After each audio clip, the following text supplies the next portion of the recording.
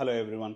ఈరోజు మనం SIT less move more అనే దాని గురించి మాట్లాడుకుందాం. అది ఎందుకు ఇంపార్టెంట్ అంటే ఎక్కువసేపు కూర్చొని ఉన్నాం అనుకోండి, దానివల్ల మన మెటబాలిజం స్లో అవుతుంది. మెటబాలిజం స్లో అవడం వల్ల బీపీ, షుగర్ లాంటి ప్రాబ్లమ్స్ వచ్చే అవకాశం ఎక్కువ. దానివల్ల హార్ట్ ప్రాబ్లమ్స్ వచ్చే అవకాశం ఎక్కువ. అదే కాకుండా కండరాలు వీక్గా అయిపోతాయి, మజిల్స్.